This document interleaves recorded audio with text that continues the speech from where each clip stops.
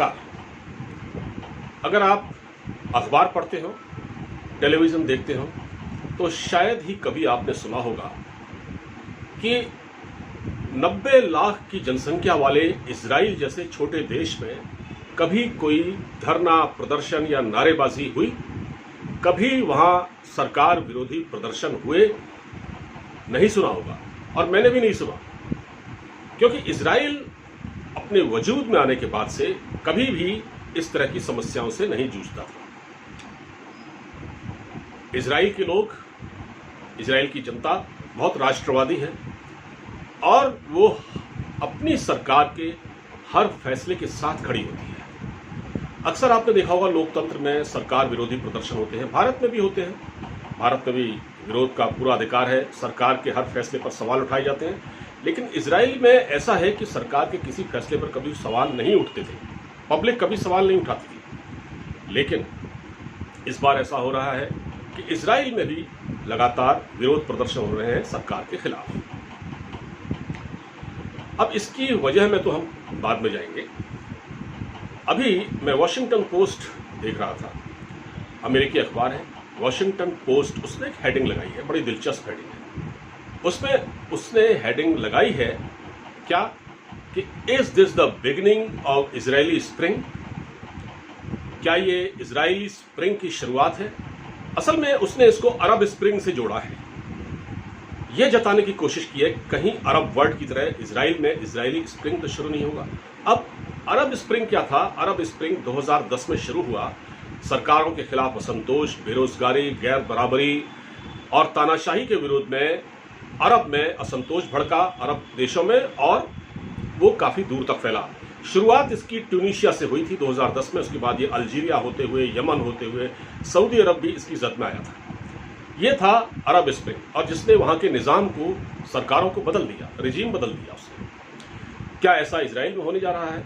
लेकिन मुझे लगता है ऐसा नहीं है, क्योंकि वॉशिंगटन पोस्ट ने जो हेडिंग लगाई है वो अपनी समझ के हिसाब से लगाई होगी, लेकिन मुझे लगता है कि जायज़ नहीं है। क्योंकि इसकी मूल वजह यह है कि जो कोरोना वायरस का विश्वव्यापी संक्रमण फैला चीन से, उससे दुनिया की अर्थव्यवस्था खराब हुई। उसमें अमेरिका भी है, उसमें इंग्लैंड भी है, उसमें फ्रांस भी है, उसमें भारत भी है, उसमें बाकी देश भी हैं, उसमें इजराइल भी है। इजराइल भी इससे अछूता नहीं है। अब इजराइल में जो आंकड़ा है प्रभावितों का, कोरोना से संक्रमित लोगों का, वो बाकी देशों से कम है।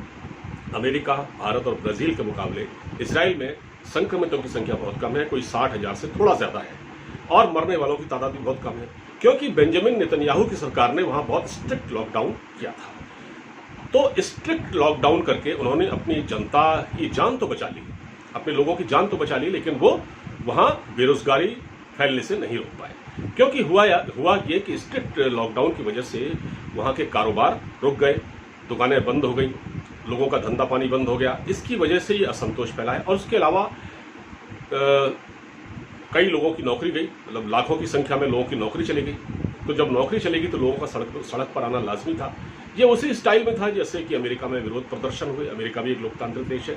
वहां जिस तरह जॉर्ज फ्लॉयड की हत्या हुई थी, उसके बाद उस विरोध प्रदर्शन में अपना हाथ धोया था उन बेरोजगारों ने जो लॉकडाउन से परेशान थे, जिनकी नौकरियां चली गई थी।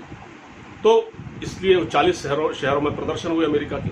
इसी तरह इजराइल में भी हो रहे हैं। लेकिन इजराइल में ये प्रदर्शन लगातार जोर पकड़ रहे हैं। ये चिंता की बात अपने आप में होनी चाहिए, और भारत के लिए भी होनी चाहिए, क्योंकि इजराइल और भारत अच्छे मित्र हैं।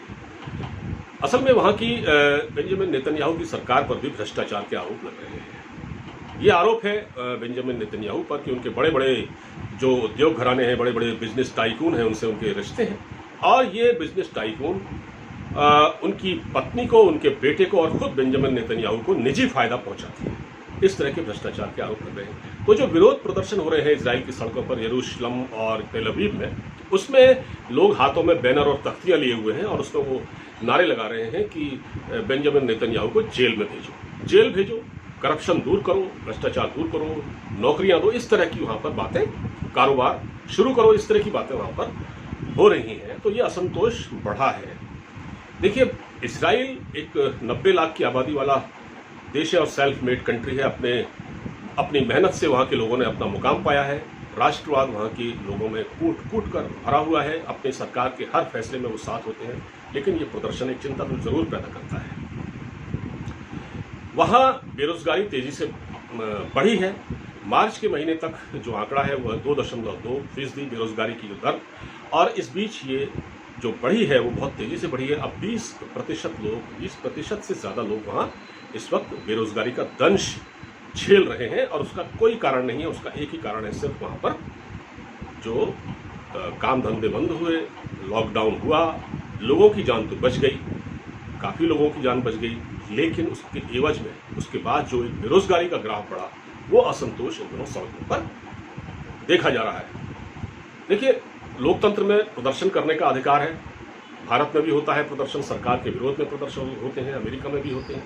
इजराइल में आज तक कभी प्रदर्शन नहीं हुए। हर फैसले में सरकार के साथ थे वहाँ के लोग।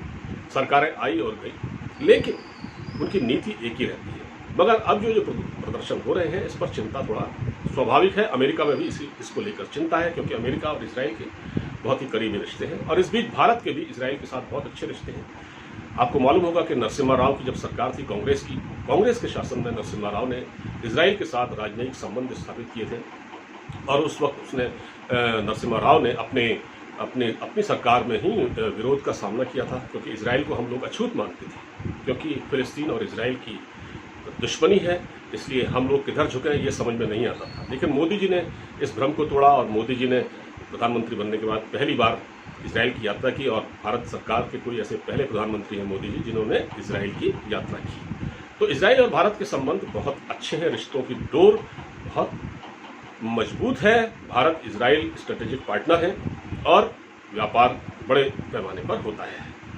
तो इस तरह से ये इजराइल में जो विरोध प्रदर्शन हो रहे हैं, ये थोड़ा सा चिंता भारत के लिए भी पैदा करते हैं। तो इस चीज़ को लेकर मैंने सोचा आपको थोड़ी सी जानकारी दूँ, और जो हालात हैं वो ये हैं कि अभी भी इजराइल में विरोध प्रदर्शनों का सिलसिला अभी भी जारी है।